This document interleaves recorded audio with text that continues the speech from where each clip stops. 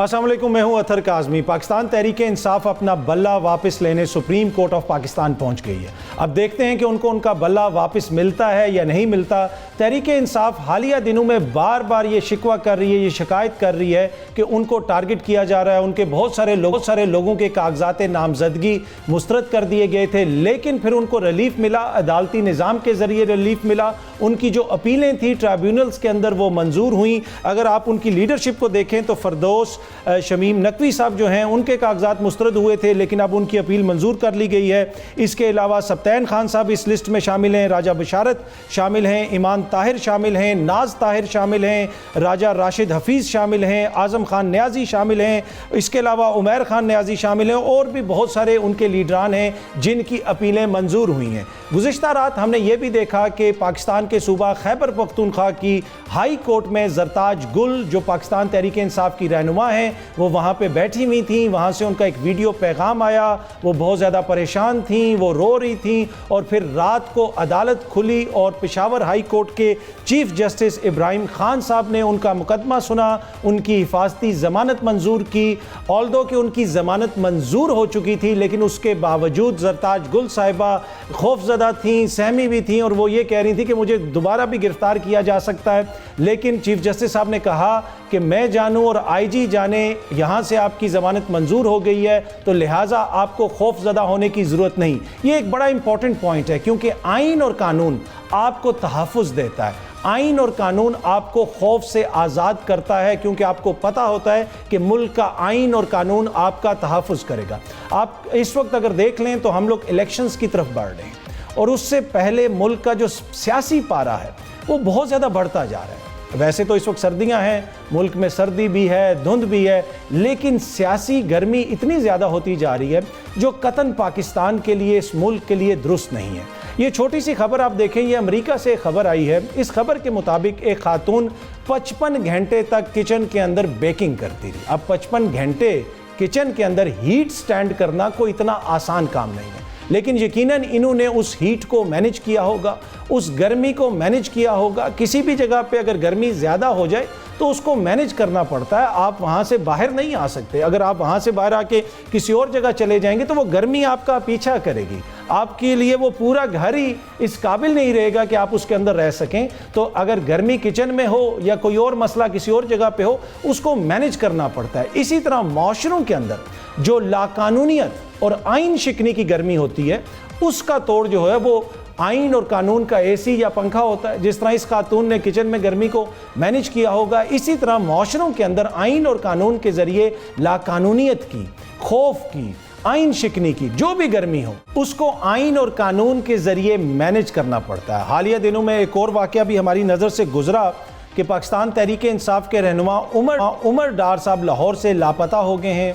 उनका ख़ानदान उनको ढूंढने की कोशिश कर रहा है। हमारी कोशिश होगी कि हम उनकी साहिबजादी से बात करें और अप टू डेट लें कि इस वक्त मामला किस नहज पे है। इन सारे मामला पे गुफ्तगू करने के लिए हमें ज्वाइन कर रही हैं आरफा नूर साहिबा, सीनियर सहाफ़ी हैं। सीनियर सहाफ़ी नसरुल्लाह मलिक साहब भी हमारे साथ हैं और माहिर कानून अज़हर सदीक साहब भी हमें ज्वाइन करेंगे। लेकिन पहले हम गुफ्तगू करेंगे उमर डार साहब की साहिबजादी लाइबा डार से। लाइबा, बहुत बहुत शुक्रिया, थैंक यू सो मच हमें ज्वाइन करने के लिए। अस्सलाम वालेकुम, थैंक यू सो मच, आपने मुझे इनवाइट किया इतनी सेंसिटिव इशू पे बात करने के लिए। अच्छा लाइबा, सबसे पहले तो ये बताएं कि इस वक्त ताज़ा तरीन सूरत हाल क्या है और आपके वालिद कब से लापता हैं?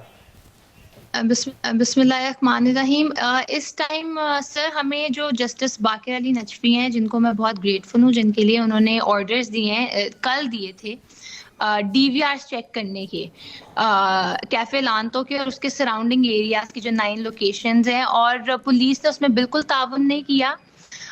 इनफैक्ट जिस फ्लोर के ऊपर मेरे चाचू इमरान डार कल गए हैं DVR चेक करने के लिए, सिर्फ उसी फ्लोर की पुलिस स्टेशन की जो लाइट्स थी वो ऑफ थी, बाकी सब फ्लोर्स पे भी लाइट्स थी और सराउंडिंग एरियाज में भी लाइट्स थी। और जब लाइट आई और उन्होंने DVR चेक की तो DVR से डेटा इरेज हो चुका था।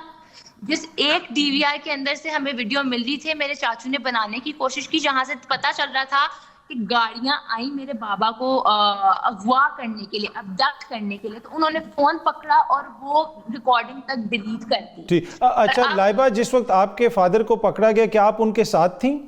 नहीं, मैं उनके साथ नहीं थी। कौन कौन उनके साथ था? उनके साथ बस फैमिली मेंबर्स थे।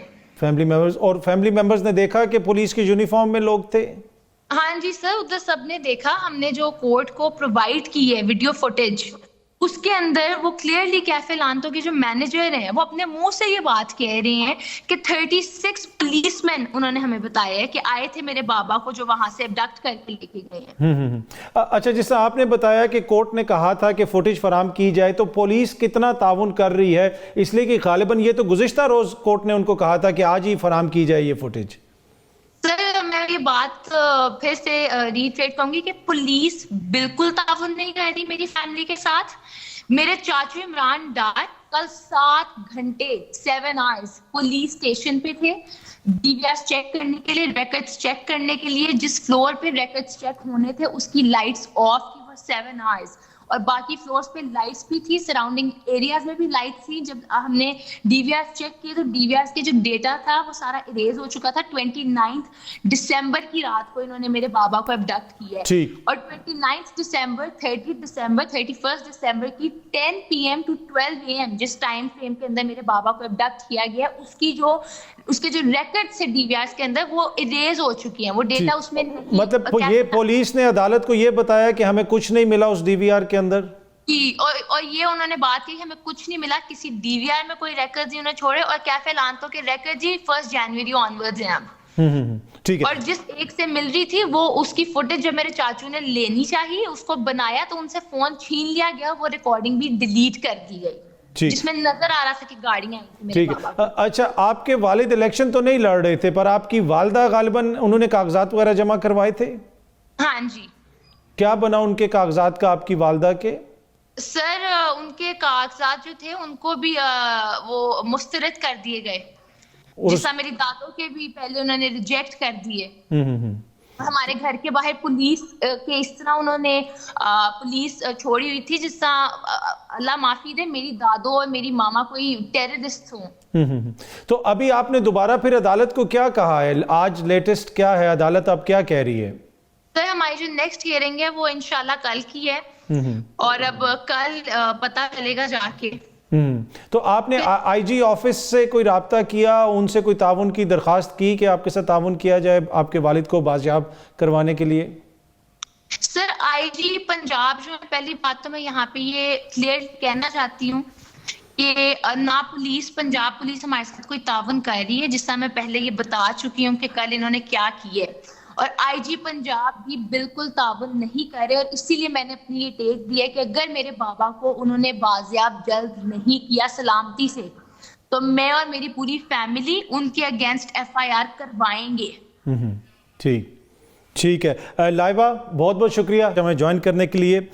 आरफा, इस वक्त पहले भी हमारी बात हो रही थी यहाँ पे कि मुल्क का जो सियासी पारा है वो बहुत ज़्यादा हाई होता जा रहा है। क्या ये हमेशा से इंतखाबात से पहले इसी किस्म का ये जो हम देख रहे हैं ड्रामा, कभी हाई कोर्ट से कोई खबर आ रही है, कभी सुप्रीम कोर्ट से कोई खबर आ रही है, और सियासतदानों से ज़्यादा वकील हमें मैदान में हर जगह पर नज़र आ रहे हैं, तो ये कोई नया फिनोमेना है या माजी में भी आप लोग इस तरह की चीज़ें कवर करते रहे हैं? शुक्रिया अतर साहब। देखिए, पाकिस्तान के अंदर सियासी पारा मुख्तलिफ औकात पे हाई होता है। हम ये नहीं कह सकते कि आज अगर हाई है तो पहले कभी नहीं था, या अगर आज इलेक्शन से पहले है तो पहले कभी नहीं था। वक्तन फ़वक्तन होता ही रहता है। 2007 के मेरे ख्याल में 2008 के जो इलेक्शन थे उससे पहले तो साल डेढ़ हमारा जो था, मैं कह सकती हूँ कि we lurch from crisis to crisis. 2013 के इलेक्शंस शायद हम कह सकते हैं कि इतने सियासी पारा इतना हाई नहीं था। 2018 में मुख्तलिफ तरीके से हाई था। सो हमारी सियासत जो है वो बहुत स्टेबल नहीं है, और उसके अंदर जो मेरा ज़ाती ख्याल है कि हमारी पॉलिटिकल स्टेबिलिटी इसलिए नहीं है क्योंकि हमने अभी तक रूल्स ऑफ द गेम जो है वो तय नहीं किए हैं कि ट्रांजिशन कैसे होगा। तो है ना हमारे पास, मतलब उससे बड़े और कौन से रूल्स चाहिए हमें? जी, आइन तो है, मगर आइन के ऊपर शायद हम सबका उस तरह से इत्तेफाक नहीं है कि आइन के अंदर जो तरीके दिए हुए हैं उनके ऊपर हमारा या एतबार हो या उनके तरीके ट्रांजिशन हो, तो उसकी वजह से स्टेबिलिटी नहीं है, और वो एक कन्फ्यूजन रहती है कि इलेक्शंस होंगे, इलेक्शन देखें ना, अब आइन में तो सिर्फ मकबूलियत का जिक्र होगा कि इलेक्शन कौन जीतेगा, मगर हम जो सियासत की बात करते हैं, जो सुहेल वड़ाइच साहब से हमने सीखा है और सही सीखा है कि एक कबूलियत होती है, एक मकबूलियत होती है। कबूलियत के बगैर मकबूलियत का कोई फ़ायदा नहीं है, और मकबूलियत के बगैर कबूलियत जो है वो ज़रा मुश्किल हो जाती है। So rules of the game जो है ना, वो कॉन्स्टिट्यूशन से फ़र्क होते हैं पाकिस्तान में ख़ास तौर पे। सियासी पारा हाई ही रहेगा। अच्छा मलिक साहब, आरफा ने बड़ा इंपॉर्टेंट पॉइंट उठाया कि कबूलियत का जिक्र भी किया। अब देख रहे हैं कि तहरीके इंसाफ इंतखाबात की तरफ तो जा रही है और उनके बल्ले का निशान का मसला है, सुप्रीम कोर्ट वो पहुंच चुके हैं। आपको क्या लग रहा है, ये जो मामला है ये इंतखाबात के बाद कोई आपको सेटल होता हुआ नज़र आ रहा है? बेसिकली आपको इन इलेक्शंस के अंदर तहरीके इंसाफ का मुस्तकबिल क्या नज़र आ रहा है? देखिए काजमी साहब, मैं समझता हूँ आरफा ने बड़ी बुनियादी बात की है कि हम रूल्स ऑफ गेम तय नहीं कर सकते, इसलिए हमें मुख्तलिफ औकात में सियासी पारा करके उतार चढ़ाव का हमें उसका नजर आता है। देखिए सियासतदान ये समझते हैं कि अगर आज उसके लिए माहौल साजगार है तो आज इलेक्शन हो सकता है, अगर उसके लिए माहौल साजगार नहीं है तो मुल्क का निज़ाम तबाह हो गया है, आइन का कहीं नामो निशान नहीं है, अदालतें काम नहीं कर रही हैं। लेकिन जो ही ये सारा सिस्टम उसको सपोर्ट करता है तो उसे लगता है कि अब मुल्क बिल्कुल आइन और कानून के मुताबिक चलता है। ये अलमिया है पूरी सियासी जमातों का। आपकी इस्टेब्लिशमेंट, आपके सियासतदान, आपके स्टेक होल्डर सारे वो किसी एक नुक्ते पे आज तक इकट्ठे नहीं हो सके कि आपने मुल्क का निज़ाम किस तरीके से आगे चलाना है। आज जो लेवल प्लेइंग फील्ड मांग रहे हैं, जो पीटीआई मांग रही है, जो कहती है हमारे साथ ज्यादती हो रही है, किसी को सियासत से हमें बाहर निकालने की कोशिश की जा रही है। 2002 के इंतखाबात थे, सीप पार्टी के चेयरमैन इमरान खान साहब थे, वो उस वक्त के डिक्टेटर के साथ वेस्ट कोट पहन के खड़े हुए थे और उनके साथ मिल के इंतखाबात में हिस्सा ले रहे थे। और वो ये नहीं कह रहे थे कि नवाज शरीफ को वापस आके लेवल प्लेइंग फील्ड मिलनी चाहिए, उसे इस मुल्क से क्यों निकाला गया, उसे इंतखाबात में हिस्सा लेने देना चाहिए, बल्कि आप उसकी पूरी पार्टी को क्रश कर रहे थे और सारी सियासी जमातें जो है उस मुल्क की उसमें जनरल मुशर्रफ के साथ खड़ी थी, इसलिए कि उस वक्त नवाज शरीफ को निकालना मकसूद था। फिर आप 2018 में देख लें, आपके सामने सारी सूरत हाल है। उस वक्त एक और सियासी जमात को निकाला जा रहा था और एक सियासी जमात एस्टैब्लिशमेंट के कन्नों पर सवार होकर आ रही थी। आज वो एस्टैब्लिशमेंट से अगर उनकी लड़ाई है, अगर झगड़ा है, 9 मई का वाकयात उनके गले पड़ चुका है, आज उनके गले शिकवे हैं। अब मसला ये है 9 मई के आपके वाकयात आपके गले पड़े हुए हैं तो आपको ये ढोल बजाना पड़ेगा। ये इतनी आसानी से आप इससे छुटकारा हासिल नहीं कर सकते। अच्छा मलिक साहब, जिस तरह आप फरमा रहे हैं कि इतनी आसानी से आप छुटकारा हासिल नहीं कर सकते, तो आपको इंतखाबात माइनस पीटीआई नजर आ रहे हैं? मुझे इंतखाबात माइनस पीटीआई नजर नहीं आ रहे, लेकिन पीटीआई के ऊपर ये दबाव आज मौजूद है, ये मौजूद रहेगा। पीटीआई को इतने खुला ये मैदान नहीं मिलेगा क्योंकि उनके बहुत से लोग एब्सकॉन्डर्स हैं, बहुत से लोगों के खिलाफ मुकदमात हैं, बहुत से लोग उनको मतलूब हैं और बहुत से लोग जो आज भी रियासत के उस रिट को चैलेंज कर रहे हैं। आप देख रहे हैं सोशल मीडिया उठा के देखिए उस पर क्या किया जा रहा है। एक तरफ आप मुज़ाकरात के लिए तरले कर रहे हैं, अमेरिका में होने वाले मुजाहरे मनसूख कर रहे हैं, दूसरी तरफ आप एक कैंपेन चला रहे हैं आपकी फौजी लीडरशिप के खिलाफ, आपके मुल्क के इदारों के खिलाफ। ये दो चीजें चलेंगी नहीं। ठीक, आपको कहीं ना कहीं एक जो है रुकावट डाल के मुज़ाकरात, बातचीत या किसी आगे बढ़ने के लिए कोई कदम उठाने पड़ेंगे। ठीक है, लेकिन आप ये सोचते हैं रियासत को चैलेंज भी करते रहेंगे और आप लेवल प्लेइंग फील्ड भी हासिल कर लेंगे, ऐसा होता हो मुझे दिखाई नहीं देता। अच्छा अजहर सदीक साहब, अब बुनियादी जो पहला इस वक्त आपका इशू है वो आपका इंतखाबी निशान का इशू है। आप लोग चले गए हैं सुप्रीम कोर्ट ऑफ पाकिस्तान में, एक पिटीशन भी दायर कर दी है, तो आप कॉन्फिडेंट हैं कि बल्ले का निशान आपको मिल जाएगा? अदरवाइज तो काफी मुश्किलात होंगी आपके वोटर्स के लिए। जी बहुत शुक्रिया असर काजमी साहब। बुनियादी तौर पर देखें, एक बात तो हम बताते चले, बल्ला हमारा राइट है और राइट भी फंडामेंटल राइट है। आर्टिकल 17 किसी सियासी जमात को, मैं अभी मलिक साहब की बात सुन रहा था और मैं हैरान हूँ, एक जमहूरी आदमी अगर इस तरह की बातें करे कि जिसका ग्राउंड पे वर्क यानी ग्राउंड पे रियलिटीज अपनी जगह पर मौजूद है, जब आइन और कानून से हट पर बात करें, ये डिक्टेटर के दौर में इस तरह की बातें होती हैं। आर्टिकल 17 बड़ा वाज़ेह तौर पर कहता है कि अगर सियासी जमात के अगर आपने कोई बैन करना है तो वो तरीका कार दिया हुआ है, पाकिस्तानी सालमियत या बाकी चीज़ों को सामने रखते हुए सिर्फ उसके अलावा और कोई ऐसी चीज़ नहीं हो। और अभी तक पार्टी को कोई अगर इतनी बातें होती रही, अच्छा दहशतगर्द जमात भी का, मुझे दुख है और अफसोस है इस बात पे कि किस अदालत ने अब तक पाकिस्तानी तहरीक इंसाफ को दहशतगर्द डिक्लेयर किया है। वो अभी तो भाई चालान सबमिट हो गए, कौन सी जगह है, ना दहशतगर्दी एक्ट के तहत ना फौजी एक्ट के तहत, किस कानून के तहत। अच्छा ये बात ऐसे इससे आगे चलते हैं। अच्छा जनाब, रियासत मुखालफ नारेबाजी हो रही है, ऐसा हो रहा है, भाई कानून अवेलेबल है आपके पास, FI एक्ट आपके पास अवेलेबल है। मैं पिछले 12 साल से सोशल मीडिया को रेगुलेट करता जा रहा हूं, तब कोई ख्याल नहीं आया। आज हम बैठकर बात करें, ठीक है जिन्होंने किया उनको उसके मुताबिक देखें, जिन्होंने जो काम किया 9 मई के हवाले से पुरजोर मजम्मत है, बिल्कुल सपोर्ट नहीं करते उसको, लेकिन पाकिस्तान तहरीक इंसाफ को लाना तो कानून आर्टिकल 10A मौजूद है। कोई एक बता दें, कोई एक चीज रिकॉर्ड के ऊपर आपने को देखी हो तो मैं तैयार हूं, हम तैयार हैं कि सारे मामलात को भुगतने के लिए।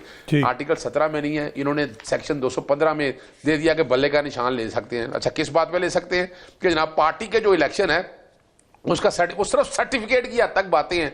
अच्छा सर्टिफिकेट यानी आप इलेक्शन कमीशन जो है एक बायस्ड इदारा है, आपको डाउट है इसमें? आप हाथ दिल पे हाथ रखे, काजमी साहब आप तो बड़ी खुल के बात करते हैं, मैं मलिक साहब सवाल करता हूं, दिल पे हाथ रखकर बताएं रब को हाजिर नाज़िर जानकर कि जो इस वक्त बैठकर अभी तो 9 मई के पहले आए ना, 9 मई से पहले आए तोशा खाना, 9 मई से पहले प्रोहिबिटेड फंडिंग केस, फिर तोशा खाना में जो कुछ हुआ सारा कुछ रिकॉर्ड पे है। इससे आगे अगर चले तो हिने इलेक्शन कमीशन जिसमें फर्द जुर्म आयद हो गई है, फिर इंट्रा पार्टी इलेक्शन, फिर जनाब बल्ला ले लेना, यहां से सारी बातों को खुदारा यार ये क्या हो रहा है इस मुल्क के साथ।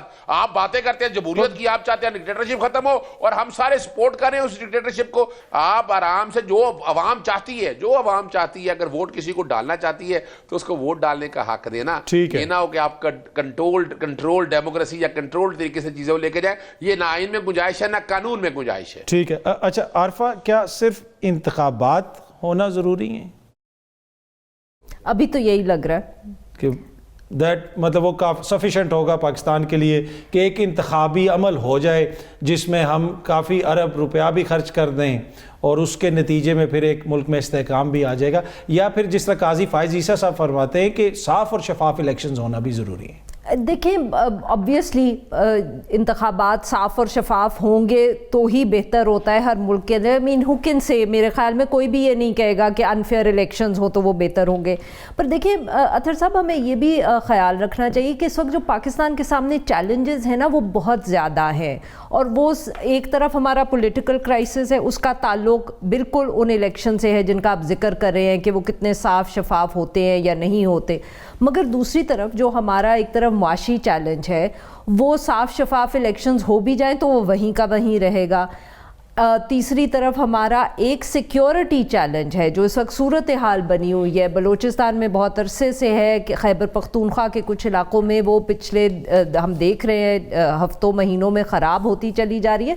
वो भी साफ़ शफाफ इलेक्शंस होंगे तो वो वो चैलेंज वहीं का वहीं रहेगा। तो प्रॉब्लम्स शायद बहुत ज़्यादा है, उनमें से एक जो है वो साफ़ शफाफ वो इलेक्शंस है और साफ़ शफाफ, क्योंकि देखिए अभी तक तो अगर मैं आपसे ये कहूँ कि नवंबर में या दिसंबर में तो हमें ये भी नहीं मालूम था कि इलेक्शंस होंगे कि नहीं, we were worried about that. अब वो इलेक्शंस के हम करीब आए हैं, कोई हमारी तसल्ली हुई है कि इलेक्शंस हो जाएंगे, तो अब हम दूसरा सवाल पूछ रहे हैं ना कि साफ और शफाफ होंगे कि नहीं। अच्छा ये भी बड़ी सब्जेक्टिव चीज़ है ना, यहाँ पे सियासी जमातें जो हैं उनका साफ और शफाफियत का जो पैमाना है वो भी तब्दील होता रहता है कि वो किन हालात से गुजर रहे हैं। इस पर ज़रा मलिक साहब से भी पूछेंगे, वक्त तो एक छोटी सी अगर मुझे आप इजाज़त दें जल्दी से। देखिए हमारे यहाँ ना मसला ये हो गया है कि हम समझते हैं कि अगर कोई सुपर पावर है जैसे अमेरिका और उसने एक मुल्क पे बमबारी की है ना, तो उस बमबारी को अगर कॉस्ट करेक्शन करनी है तो दूसरे मुल्क पे बमबारी करनी ज़रूरी है, जबकि मेरे ख्याल में कॉस्ट करेक्शन ये है कि अगर एक दफ़े कर दिए तो अब दूसरी दफ़े करने की ज़रूरत है, बट शायद इस पे हम इत्तफाक ना सब करें, हो सकता है। पर एनीवे वक्त है छोटी सी ब्रेक आएंगे तो अपने दीगर मेहमानों से पूछेंगे कि वो इस हवाले से क्या ख्याल रखते हैं या क्या राय रखते हैं। Welcome back. एक तो मलिक साहब, जो अजहर सदीक साहब ने कुछ बातें की हैं, अगर आप उसके ऊपर रिस्पॉन्ड करना चाहें तो ज़रूर रिस्पॉन्ड कीजिएगा। दूसरा, ये जो अभी आरफा से बात हो रही थी कि वो जो पैमाना है शफाफियत का, वो हर किसी का अपना अपना है। देखें, तायात नाअहली वाला केस भी चल रहा है इस वक्त सुप्रीम कोर्ट में। अगर मियाँ साहब की वो नाअहलियत ख़त्म नहीं होती तो नून लीग कहेगी कि जनाब ये साफ़ और शफाफ इलेक्शन नहीं है, मियाँ साहब को मौका नहीं मिल रहा। तो ये भी तो एक इशू है ना। इसमें कोई शक नहीं, पाकिस्तान में इलेक्शन उसी को शफाफ माना जाता है जिसमें जो पार्टी इलेक्शन जीत जाती है। हारने वाली पार्टी उसकी शफाफियत पे हमेशा से सवालात उठाती है और हमेशा से ये होता आ रहा है। इसमें कोई शक नहीं ये भी कि पाकिस्तान के इलेक्शंस में आपको कहीं न कहीं गड़बड़ नजर आती है और हर कोई चाहता है किसी न किसी जायज नजायज तरीके से वो इक़्तिदार में आ जाए। अजहर सदीक साहब मेरे बड़े पुराने दोस्त हैं, भाई हैं, वकील हैं। मैं उनकी बहुत सी बातों से इत्तेफाक करता हूँ। होना चाहिए, यानी आइन का एहतराम होना चाहिए, कानून का एहतराम होना चाहिए। भाई ये शहजाद अकबर साहब जो इस मुल्क में कर रहे थे वो आइन और कानून के मुताबिक कर रहे थे। शायद हकान अब्बासी को पकड़ के अब जेल डाल रहे थे। मैं तलत हुसैन साहब का प्रोग्राम अपने टीवी पे शुरू कर रहा था, federal information minister, principal secretary to prime minister, मुझे कह रहे थे प्रोग्राम शुरू नहीं कर सकते, तलत हुसैन साहब टीवी पे आने और नहीं आ सकते, हमारा हुक्म है। ये आइन और कानून के मुताबिक हो रहा था। फराह बीबी के वजह से पंजाब में जब उनके ऊपर एतराजात उठे तो उस मुल्क के आप समझे कि सबसे पॉपुलर लीडर जिसको अपने आप को कहते हैं, खान साहब कहते हैं मैंने चेक कर लिया, फराह बीबी का कोई कसूर नहीं है। किस आइन और कानून ने इख्तियार दिया था उनको कि वो किसी को बरी जिम्मा होने की चिट करार दे देते? यानी एक और पेंडोरा बॉक्स आए, पेंडोरा पेपर्स आए, नाम आए कुछ लोगों के, आसिम सलीम बाजवा साहब का नाम आया। उन्होंने कहा मैंने तहकीकात कर ली है, उनके ऊपर कहीं कोई एलिगेशन साबित नहीं हो सकता। ये किस आइन और कानून के मुताबिक था? आप पकड़ के लोगों को जेलों में डाल रहे थे, आप लोगों के खिलाफ मुकदमात बना रहे थे, आप अड्डा प्लाट पे खड़े होकर जलसे से खिताब करते हुए कह रहे थे कि आग लेके निकलो, घरों के जाके रायविंड के घरों को जला के राख कर दो। ये किस आइन और कानून के तहत था? पॉपुलैरिटी का मतलब हरगिज नहीं होता कि आप स्टेट को अपने हाथ में ले लें, आइन को अपने हाथ में ले लें। आप आइन तोड़ना शुरू कर दें। आपको कोर्ट बुला रही हो, आपको तलब कर रही हो, आपकी गिरफ्तारी मकसूद हो, आपके हमारे लीडर को हाथ लगा के दिखाओ, हमारे लीडर की तरफ हाथ ना बढ़ाना, हम हाथ काट देंगे। ये किस मुल्क में होता है? आप मुझे बताइए, रियासती रेट को कहां ऐसे चैलेंज किया जाता है कि आप एक पूरी फोर्स लेके? इसमें ये बड़े इंपॉर्टेंट पॉइंट्स आपने मलिक साहब रेज किए हैं। इसमें एक इशू ये भी है ना कि देखें, जहां पे आप रियासत के आइन और कानून को तोड़ते हैं तो फिर रियासत आइन और कानून के तहत आपसे डील करती है। तो कहीं ना कहीं ये जो शिकवा है कि जनाब आइन और कानून से मावरा इकदामात उठाए जा रहे हैं तहरीक इंसाफ के खिलाफ, उसमें कितना वजन है? बिल्कुल मैं मानता हूं बात जगहों पे ज्यादती हो रही है, इसमें कोई शक वाली बात नहीं है। लेकिन जब आप रियासत को इस अंदाज से चैलेंज कर दें कि आप इंटेलिजेंस के इदारों के दफातर के ऊपर हमले करें, आप फायरिंग करें, आप जत्था फोर्स बना लें, आप टाइगर फोर्स बना लें, आप जाके लोगों के अफसरान के घरों में घुस जाएं, तो फिर आपको इस किस्म के कॉन्सिक्वेंसेस फेस करने पड़ते हैं। दुनिया भर में होता है। आप मुझे बताइए किस मुल्क में नहीं होता जहां पर इंटेलिजेंस के इदारों को इस तरीके से उनके ऊपर जो हमलावर हो जाएं, जहां अफवाज पाकिस्तान के ऊपर हमलावर हो जाएं, जहां GHQ के ऊपर हमला कर दें, वहां आपके साथ क्या ट्रीट किया जाता है? ठीक है, यानी बाकी मुमालिक भी देख लें, यानी ठीक है आइन और कानून के मुताबिक चलना चाहिए। यही एस्टेब्लिशमेंट को गिला है, यही फौज को गिला है कि हमारे मुकदमात अदालतों में जाते हैं, लोग जमानतें करवा लेते हैं।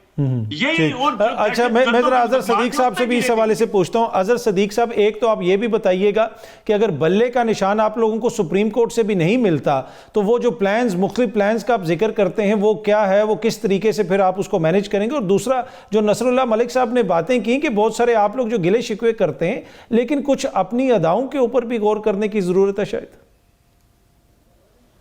बहुत शुक्रिया। अच्छा, मैं समझ रहा था शायद ये बता रहे होंगे हमारे भाई हैं कि जनाब rogue army, Cyril Almeida, Kulbhushan Yadav, general Faiz, general Bajwa, मैं कहा शायद नवाज शरीफ का जिक्र कर रहे होंगे, हमारे भाई हैं, लेकिन मैंने कोई लफ्ज़ नहीं सुना उनके मुंह से। तराजू अगर नहीं, अभी रनिंग सब्जेक्ट ये था ना, रनिंग सब्जेक्ट PTI का था, तो इस वजह से बहरहाल मैं रनिंग शहजाद अकबर ने क्या किया जी? शहजाद अकबर ने जो किया है, अगर मिसाल जो बातें कह रहे हैं तो भाई कानून का रास्ता मौजूद है ना, और जहाँ तक शाहिद का कान अब्बासी या बाकी पकड़ना है, वो नैब पकड़ रहा था, वो इमरान खान ही पकड़ रहे थे। ये वही नैब है जो नैब में अब आके चेयरमैन नैब बदल दिया, प्रोसिक्यूटर जनरल नैब बदल दिया। इमरान खान साहब ने नहीं बदला था ये सारा जिन्होंने, और जो चेयरमैन नैब है वो पुराने लगे हुए थे, सारे लोग वही के वही थे। इमरान खान ने नहीं ये किया। अब ये मुझसे अगर पूछेगा, मुझे तो बहुत सी हिस्ट्री पता है इन सारी चीज़ों के हवाले से, मुझे नजर आ रहा है मैनूवरिंग क्या हो रही है। मैंने जो सवाल पूछा था 9 मई से पहले की बातें बताएं, वो जवाब नहीं है, उसका जवाब मैं दे देता हूँ।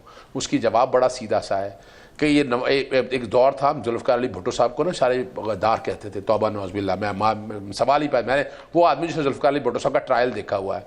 इस मुल्क में जमहूरियत में जितनी पाकिस्तान पीपल्स पार्टी की कुर्बानी है ना, उसके बाद अगर कुर्बानी है वो पाकिस्तान तहरीके इंसाफ की है। नवाज शरीफ इनकी लिए क्या है, वो भाई वो गद्दार था तो मुल्क से निकल ना सके, और ये एक लीडर है, ये निकल भी जाता है वापस भी आ जाता है। मैं यूं कह दूं कि इसको निकाल के भी ले जाते हैं, वापस भी ले जाते हैं। यानी मुझे तो लफ्ज, मैं बहुत सी वैसी बातें जानता हूं कि सिस्टम किस तरह फैसिलिटेट किया। मैं यूके में रह के आया हूं, किस तरह इंटरनेशनल एस्टैब्लिशमेंट के नवाज शरीफ को सपोर्ट करती रही है और इमरान खान को एक कॉर्नर पर रखने के लिए बातें बड़ी होती रही हैं।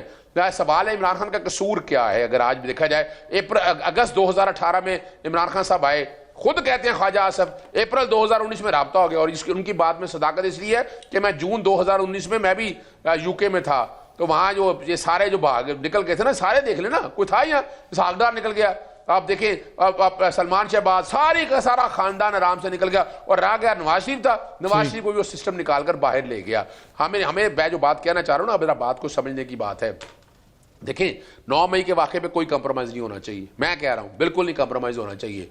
उसको उसके मुताबिक डील करें ना, जो आईन और कानून फराहम करता है ना। ठीक है। आप उस तरीके से खींच के अब सारे मामले में अभी तक ले आए कि ये सारा हमने सियासी जमात को खड़े नहीं रहने देना, हमने इनको गिरा देना है, इलेक्शन लेना। भाई सबसे पॉपुलर जमात है इस वक्त, आए साफ शफाफ इलेक्शन कराएं, वोट जो डालेगी अवाम भी ने देखा है ना। अच्छा सर, वोट के लिए वो जो मैंने अर्ज की थी कि जो आपके बल्ले का निशान है, अगर वो नहीं मिला तो फिर लोग वोट किस तरह डालेंगे, कंफ्यूजन फैलेगी, उसके हवाले से आपकी क्या प्लानिंग है? मैं बता देता हूं दो हमारे पास स्ट्रेटजी दूसरी मौजूद है। सेक्शन 215 जो है ना इलेक्शन एक्ट का, जो बल्ले का निशान रोकने की बात करता है, वो अल्ट्रा वायरी है।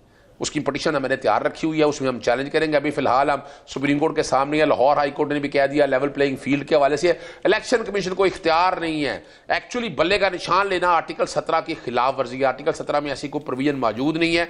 एक स्ट्रेटजी तो मैंने ये बता दी है, सेक्शन 215 अदालती जंग है। दूसरी स्ट्रेटजी जो है वो अपनी तौर पर है, और आपको पता है आइन और कानून में गुंजाइश मौजूद है कि आप कोई भी रास्ता इख्तियार कर ले। वो चूंकि पार्टी के लिए अभी तक इजाजत नहीं दी है कि क्या बात कर रही है, लेकिन strategies are there. Pakistan Tehreek Azhar Siddique जो है, अजहर सिद्दीक कैंडिडेट है, तो अजहर सिद्दीक इलेक्शन लड़ना चाहता है ना, पीटीआई के बल्ले के ऊपर लड़ना चाहता है, वोटर पीटीआई के बल्ले को इलेक्शन में वोट डालना चाहता है। इलेक्शन कमीशन तो खुद इस पार्टी में फ्रीक बैठी हुई है। क्या किया इलेक्शन कमीशन ने आज तक? आप बता दें, कोई साफ शफाफ इलेक्शन 90 दिनों में इलेक्शन करा नहीं सके। हमने असेंबलियां डिसॉल्व की तो 90 दिन नाजायज है, और ये 3 दिन पहले असेंबलियां तहलील करते हैं और कहते हैं कि जनाब हम कर सकते हैं। ये समझने की बात है, सारी तारीख लिखी जा रही है, अवाम को समझ आ रही है, वोट डालने दे, हो गया सारा कुछ। आप इलेक्शन कराएं, फिर देखी जाएगी। पीटीआई कोई इलेक्शन बाइकआउट नहीं कर रही, कोई इलेक्शन आगे जाने की हामी नहीं है, जो भी आइन और कानून के मुताबिक हो फेस करने के लिए तैयार है। ठीक है। अच्छा, अब जब इलेक्शंस की तरफ हम बढ़ रहे हैं, मुख्तलिफ जमातें अपने वजीर आजम के कैंडिडेट्स भी सामने लेके आ रही हैं। पाकिस्तान पीपल्स पार्टी के कैंडिडेट बिलावल भुट्टो साहब हैं। मैं चाहूंगा कि जरा पहले सुने कि बिलावल साहब ने जब ऐलान की नामजद कर दिए गए, छोटा सा शॉर्ट सुने जरा बिलावल साहब का, उसके बाद आपको जरदारी साहब की कुछ गुफ्तगू भी सुनानी है। आज पाकिस्तान पीपल्स पार्टी की सेंट्रल एग्जीक्यूटिव कमेटी मीटिंग हुआ है, जिसमें सदर जरदारी साहब ने मुझे वजीर आजम के ओहदा के लिए नामजद किया है। जी, बिलावल साहब ने कहा कि सदर जरदारी साहब ने मुझे वजीर आजम के ओहदा के लिए नामजद किया है। ये वही बिलावल साहब हैं जिनके हवाले से कुछ दिन पहले तक एक टीवी प्रोग्राम में जरदारी साहब ने क्या फरमाया था, बच्चा इतना ट्रेंड नहीं है कि उसके हवाले जमात की जा सके, लेकिन माशाल्लाह इतना ट्रेन कर दिया है कि 24-25 करोड़ लोगों का मुस्तकबिल उसके हवाले कर दिया जाए, फॉरेन पॉलिसी उसके हवाले कर दी जाए, हमारी मईशत उसके हवाले कर दी जाए, हमारी जो भी कुछ है हमारे पास वो सब कुछ उसके हवाले कर दिया जाए। तो ये क्या सोच है? आप ज़रा ज़्यादा ही एक्साइट हो रहे हैं, क्योंकि अभी इलेक्शन भी है। इलेक्शन कोई जीतेगा तो उसके बाद वज़ीर आज़म बनेगा ना। तो पाकिस्तान पीपल्स पार्टी जब तक लाहौर में बिलावल हाउस से बाहर नहीं निकलती, तो मेरे ख्याल में वज़ीर आज़म की स्लॉट तक पहुंचना ज़रा एक मुश्किल काम है, तो वो तो होना नहीं है। तो फिर आप क्यों गुफ्तगू पे इतना एक्साइट हो रहे हैं? ये तो है ना कि देखें, वो ये कहते हैं कि जमात इनके हवाले हम मुकम्मल तौर पे नहीं कर सकते, लेकिन एट द सेम टाइम जमात जो है उसने सिंध को तो गवर्न करना है ना, तो जरदारी साहब भी ये देख रहे हैं ना कि कहाँ पावर है और कहाँ नहीं है। वही मैंने कहा ना कि वजीर आजम तो एक थियोरेटिकल कॉन्सेप्ट है पाकिस्तान पीपल्स पार्टी के लिए, क्योंकि अगर वो संजीदा होते पंजाब में कैंपेन किए बगैर और पंजाब में इलेक्शन में एक अच्छी परफॉर्मेंस दिए बगैर आप वजीर आजम तक के घर तक नहीं पहुंच सकते। ठीक है, ये तो आप इस पे इत्तेफाक करेंगे ना। मकसद है कि ये वो ओहदे हैं जिस तरह बिलावल साहब ने कहा सदर जरदारी, उन्होंने कहा वजीर आजम बिलावल, तो वो एक दूसरे को ओहदे दें। और वो मैं वही तो आपसे कह रही हूँ ना कि पाकिस्तान पीपल्स पार्टी संजीदा ही नहीं है ना, क्योंकि अगर वो संजीदा हो तो वो पहले मैदान में तो उतरे, पंजाब में जलसे तो करें, हमें नजर तो आए। ये तो मेरी शिकायत पाकिस्तान पीपल्स पार्टी से जलसा आज एक तो वो रही है उनसे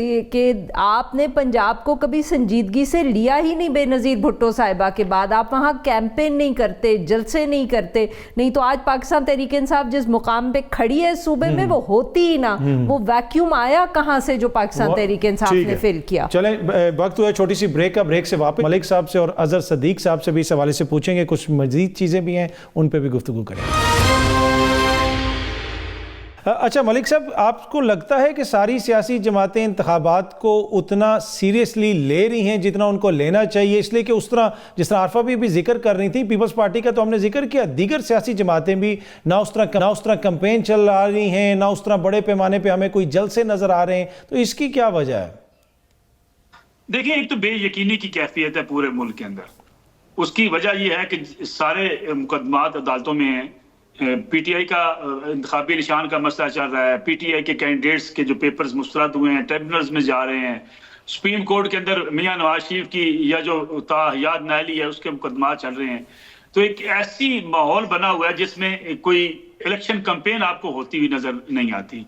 सारी सियासी जमातें, अभी जो आरफा साहबा बात कर रही थी, दुरुस्त बात कर रही थी, पीपल्स पार्टी ने अगर पंजाब में जगह बनानी थी उसे बड़े जलसे करने चाहिए थे, उसको अपने कैंडिडेट्स के पास जाना चाहिए था। लेकिन पिछले कई सालों से पीपल्स पार्टी ने पंजाब को नजरअंदाज किया, बिल्कुल उसी तरीके से जिस तरीके से पाकिस्तान तहरीक इंसाफ ने और पीएमएल-एन ने सिंध को नजरअंदाज किया। अब सूरत हाल ये बनती चली जा रही है कि इलेक्शन का माहौल बनता हुआ नजर नहीं आ रहा। बाज लोग बाइकाट की बातें कर रहे थे, अजहर सदीक साहब ने वजाहत कर दी कि पीटीआई कभी बाइकाट नहीं करेगी, बैरिस्टर गौर भी कह चुके हैं कि वो बाइकाट नहीं करेंगे। लेकिन हालात ऐसे हैं कि जो मुल्क के अंदर एक बेचैनी की कैफियत है, एक इज़्तिराब है, सियासी इज़्तिराब, इसकी मौजूदगी में आपको कोई इलेक्शन कैंपेन होती हुई नजर नहीं आती। इंतखाबात अगर होंगे तो बड़े ढीले ढाले इंतखाबात। अच्छा, इसमें से मलिक साहब पंजाब की हद तक जो सीट एडजस्टमेंट का मामला है, नून लीग के बहुत सारे ऐसे लीडरान हैं जिनके गिले शिकवे, क्या एक ये वजह भी है कि उस तरीके से हमें चीजें यहाँ पे मुतहरिक नजर नहीं आ रही ग्राउंड पे? पीएमएलएन के लिए मसला है पंजाब के अंदर कि क्योंकि एक तासर बना हुआ है कि पीएमएलएन इक्तिदार के अंदर आ रही है, इसलिए कि पीटीआई एक दबाव का शिकार है। जब पीटीआई के कैंडिडेट्स दबाव का शिकार हैं तो अल्टीमेटली पीएमएलएन के लिए मैदान खुला है। अब इस सूरत हाल में हर कोई चाहता है पीएमएलएन का टिकट मिल जाए और वो इक्तिदार में आ जाए। अब ये धड़े बंदियों में जो पीएमएलएन है उसको मुश्किलात हैं टिकटों की तकसीम के हवाले से, उनके अपने अंदर ग्रुपिंग है, उनके अंदर जो पुराने उनके वर्कर्स हैं वो शिकवे शिकायत कर रहे हैं कि हमें नजरअंदाज किया जा रहा है। ज्यादा जो लोग इस वक्त मालदार लोग हैं या जो नए लोग पार्टी में शामिल हुए हैं उनको टिकट्स दी जा रही हैं।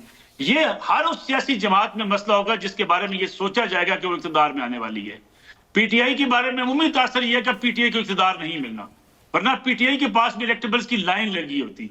उन्हें लगता है कि भाई वहां चूंकि सियासतदान हमारे यहाँ किसी असूल की बुनियाद पर पार्टियों में शामिल नहीं होते, ठीक, वो इक़्तिदार में आती हुई पार्टी के पास शामिल होते हैं। 2018 की जिसकी हम बात करते हैं, जिसमें इमरान खान साहब वज़ीर आज़म थे, वहां कैबिनेट के जो अरकान थे, उमर गौर साहब थे और खुसरो बख्तियार साहब थे, लंबी फहरिस्त है आपके पास। वो सारे असेंबली में बैठ के तकारीर किया करते थे कि माजी की हुकूमत ने तबाह बर्बाद कर दिया, हालांकि वो खुद माजी की हुकूमत के ऐसा थे। इसलिए कि जब उन्हें इक़्तिदार नजर आता है, उन्हें नजर आता है कि इस्टेब्लिशमेंट इसके साथ मिल गई या इक़्तिदार आने वाला है, वो फौरी पार्टी बदल लेते हैं। ठीक, अच्छा मलिक साहब ब्रीफली सियासत के तौर पर नहीं देखा जा सकता। ब्रीफली मलिक साहब ये भी बता दें कि मखलूत हुकूमत आपको नजर आ रही है?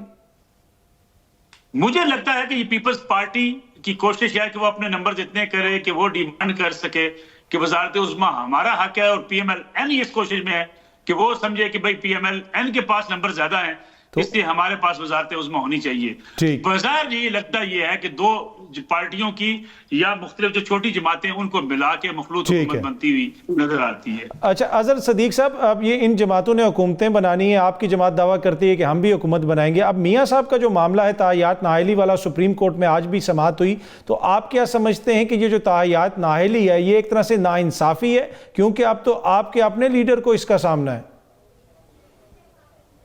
बहुत शुक्रिया। देखिए मैं कुछ आज तारीखी बातें बता दूं। मुझे जजिस के कुछ रिमार्क्स मुझे बड़ा अजीब सा लगा कि जनाब जो नाअहली करार देने वाला क्या उस मेयार पे पूछ रहा था, किस आइन और कानून में लिखा है।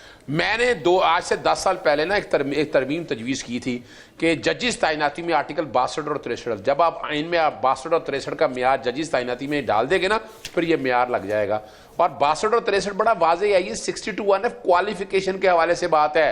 एक आदमी है, यानी ये कहा जा रहा है कि 5 साल से ऊपर नहीं है। मैं अभी लेटेस्ट बता देता हूँ, नैब कानून के तहत अगर सजा हो करप्शन में, आपको चाहे आपको 1 महीने की सजा हो, 1 दिन की सजा हो, तो 10 साल की नाअहली है। किसने कह दिया? वो ना ये दहशतगर्दी का इशू है, ये सोसाइटल वैल्यूज का इशू है। दहशतगर्द जो है ना वो अपनी जगह पर अपने कॉन्सिक्वेंसेस फौजदारी प्रोसीडिंग देख रहा होता है कि पहले फौजदारी प्रोसीडिंग उसने देखनी है और उसके बाद 10 साल के लिए। अभी भी अगर देखा जाए बहुत अच्छे दलाइल दिए उज़ैर भंडारी ने और फैसल सिद्दीकी ने। उन्होंने कहा कि जो तरमीम की है 232 सेक्शन के अंदर, उस पार्लियामेंट में जिसमें अपोजिशन ही कोई नहीं है, वो बैठ के अगर लिमिट कर दे 5 साल की, वो इख्तियार ही कोई नहीं पार्लियामेंट का। और इस अदालत को भी इख्तियार मौजूद नहीं है। अगर कुछ करना है तो आइन में तरमीम करना होगी। और नवाज शरीफ मेरी जाती राय के मुताबिक आज भी ताहियात नाअहल है और रहना चाहिए ना। एक आदमी ने कभी नवाज शरीफ तौबा ताइब की है, 5 लोगों ने, जिसमें दानियाल अजीज, तलाल चौधरी और निहाल हाशमी, इस फैसले के ऊपर तनकीद करते हुए तौहीन अदालत में सजाएं हुई। और जो आज बातें आज वो सिखाते फिर रहे हैं कि अदालतों की तौकीर तो क्या आपकी नजर में अभी भी नवाज शरीफ साहब ताहियात नाअहल ही रहने चाहिए और अदालत को ये मामला बिल्कुल 100%। अच्छा आरफा, ब्रीफली आप क्या समझती हैं कि ये जो मियाँ साहब की ताहियात नाअहली वाला मामला और ये जो मुकदमा चल रहा है, क्या ऐसे अदालत डिसाइड कर दे कि ये अहल हैं या नाअहल हैं, या फिर सियासतदानों के हवाले से तो कहा जाता है ना कि अवाम करते हैं उनको, लेट देम डिसाइड? नहीं देखें, मेरे ख्याल में जो ये डिस्क्वालिफिकेशन थी कोर्ट से ये सही नहीं थी। और वही वाली बात जैसे आपने कहा कि सियासतदानों के फैसले जो है वो सियासी ग्राउंड्स पे होने चाहिए। ये नहीं कि सियासी फैसला हुआ हो कि फ़लाने को हमने सियासत से दूर रखना है और फिर किसी कोर्ट से या किसी और इदारे से एक आपने सजा लेके या कोई कानून बना के, तेजी से उस जमाने में मियाँ साहब के मुकदमा चल रहे थे, अब किसी और के चल रहे हैं। एग्जैक्टली, सो ये गलत है। उस वक्त जाती हुई पाकिस्तान मुस्लिम लीग नवाज के साथ भी, नवाज शरीफ के साथ भी, बट मैं ये कहूँगी कि अब भी ज्यादती हो रही है। बिकॉज देखिए, जब किसी सियासतदान या पॉलिटिकल पार्टी पे एक तो क्रैकडाउन होता है, वो भी ज्यादती होती है, बट जो ये परसेप्शन क्रिएट किया जाता है ना कि ये कोई किसी को फेवर किया जा रहा है, ये भी बड़ी ज्यादती होती है। मेरे ख्याल में ये जान के किया जाता है डिस्क्रेडिट करने के लिए पॉलिटिकल पार्टीज और लीडर्स को। ये इमरान खान साहब के साथ 2018 में हुआ और अब ये नवाज शरीफ साहब के साथ। आरफा नूर साहिबा, नसरुल्लाह मलिक साहब, अजहर सदीक साहब, आप तीनों शख्सियात का बहुत बहुत शुक्रिया। अगले हफ्ते आप लोग इसी टाइम पे मुलाकात होगी। Thank you.